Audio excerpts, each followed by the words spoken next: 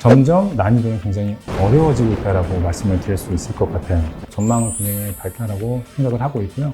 우리는 제자가 없는 지도자다. 자격증을 처음 취득하려고 했던 그 마음가짐을 다시 한번 되짚어본다면 분명히 정말로 훌륭한 장애인 스포츠 지도사 혹은 스포츠 지도사가 될 수 있지 않을까라고 생각을 하고 있습니다.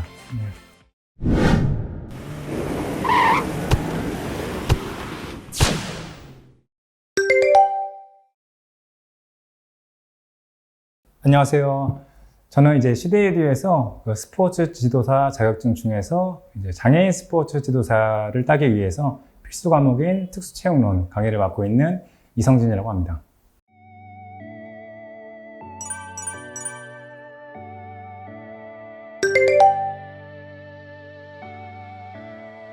장애인이라는 한 단어 속에는 굉장한 다양한 장애 유형이 포함이 되어 있거든요. 예를 들어서 지체장애인, 청각장애인, 시각장애인, 지적장애인 등 굉장히 많은데 이 다양한 장애 유형에 대한 이해를 바탕으로 이제 전문이나 생활체육을 지도하는 사람을 말하고 있습니다. 대표적으로는 전국의 이제 시도 및 시군구의 장애인 체육회에서 장애인 체육 지도자로 이제 근무를 하게 되는데요. 이 밖에도 이제 장애인 복지관에서 특수체육 교사, 그리고 이제 운동발달센터에서 지도교사, 그 밖에는 이제 장애인 복지 교육기관에서도 이제 근무를 다양하게 하고 있습니다.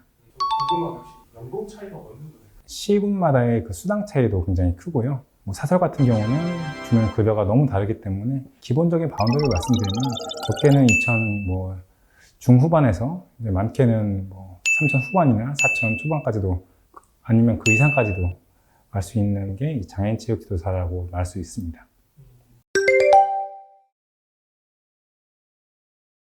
2015년부터 2020년까지의 평균 필기 합격률이 약 57% 정도 되고요. 실기 같은 경우는 약 58% 정도 했는데 이건 말 그대로 이제 평균이고요. 보통 자격증이 처음 시작되던 2015년에서 16년 정도 그 초창기에는 합격률이 사실 굉장히 높았어요. 70에서 80 정도 됐는데 아까 말씀드렸던 것처럼 필기 합격률이 57%라고 말씀드렸잖아요.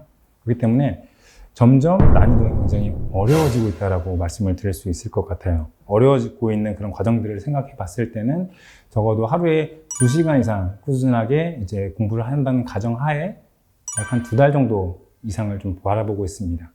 스포츠 지도사랑 좀 차이점이 좀 있을까요? 특수체육론 같은 경우는 일단 장애인에 대한 특수체육에 대한 이해가 아예 노베이스로 시작을 하게 된다면 상당히 처음에는 당황스러우실 수도 있어요. 지적장애인과 지체장애인의 차이가 뭐지? 그다음에 시각장애인은 알겠는데 청각장애인과 어떻게 체육을 달리 지도해야 되지? 라는 이제 의문점들이 생길 수 있는데 이런 장애 유형에 대한 다양성을 좀 포커스를 두고 공부를 하시는 게 굉장히 중요하다고 할 수 있고요. 두 번째가 일반적인 체육에서 사용하는 용어들이 체육에서는 잘 나오지 않습니다. 그러니까 좀 생소한 용어들이 많이 나오기 때문에 이런 용어들을 이해 및 암기해 주시는 합격에 좀 가까워지지 않을까라는 생각을 가지고 있습니다.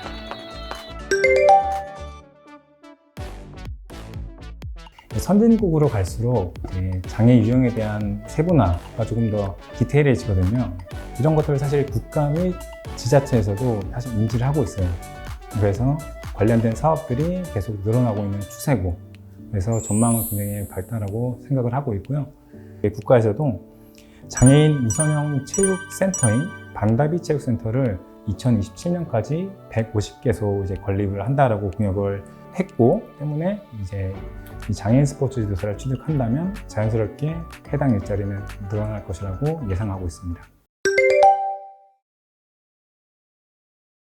장애인에는 이 장애 딱 하나만 있는 게 아니고 여러 가지 장애의 종류들이 많거든요. 정말 똑같은 장애를 지도하면 그나마 조금 지도하기가 수월할 텐데 실제로 현장에 나가게 되면은 지체장애인분과 시각장애인분들을 같이 지도해야 되는 상황이 발생하고요. 똑같은 장애라고 해도 그 수준 차이가 굉장히 좀 다양합니다. 실예로 이제 기능이 좀 좋은 지적 학생 같은 경우 전맹, 그러니까 아무것도 보이지 않는 시각장애와 함께 똑같은 공 던져서 표적구에 넣게 했을 때 과연 똑같이 지도할 것인가? 예를 들어서 지적 기능이 높은, 그러니까 기능이 높은 지적장애 학생 같은 비교적 작은 공으로 또 작은 표적구에 넣게 하면은 조금 더 재밌게 활동할 수 있을 거고, 전맹 시각장애 학생 같은 경우는 비교적 좀 큰 공에다가 표적구가 보이지 않기 때문에 박수 소리나 아니면 종소리 등으로 표적구에 대한 위치를 이제 알 수 있게 하는 방법들이 있을 수 있겠죠. 이런 것들이 이제 개별화 교육이라고 하고요. 이런 개별화 교육을 하기 위해서는 장애인 체육 지도자가 끊임없이 고민을 해야 되고, 이제 수업 전에 해당 학생에 대한 이해도가 밑바탕이 되어야겠죠. 그럼 반면에 좀 어른들 말고 좀 보람 찾다는 일을 있으실까요? 저희 현장에서 자주 하는 말이, 우리는 그 제자가 없는 지도자다라고 하는 게 이유가 뭐냐면, 보통은 이제 빈도가 지체장애인과 지적장애인이 좀 많이 분포가 되어 있는데, 저 같은 경우 이제 학교에 많이 나가다 보니까 지적 및 자폐 학생들 많이 마주하게 되거든요. 매주 나갈 때마다 제가 제 이름을 계속 알려주는데도 제 이름을 기억을 하지 못해요. 첫 시간에 제가 이름을 소개하고 계속 수업 때마다 이성진 선생님이 지금 뭘 할게, 이성진 선생님이 뭘 할게 라고 했는데, 그 마지막 날에 이성진 선생님 너무 고마워요 라고 고맙습니다. 했을 때 그런 점들이 되게 보람에 찾고 기억에 남는 것 같습니다. 제 강의는 현장 중심이다 라고 말씀드릴 수 있을 것 같아요. 교재에 있는 내용만 다루지 않고, 실제로 제 강의를 이제 구매해서 듣게 되면은 다양한 현장에서 사용하는 용어들을 조금 더 깊이 있게 설명을 하기도 하고요. 저 같은 경우는 이제 청각장애 학생분들을 직접 지도하고 있기 때문에 나오는 수어를 직접적으로 이제 그 강의에서 소개하기도 했어요. 근데 이 강의들에 소개했던 수어가 그 올해 시험에 나오기도 했고요.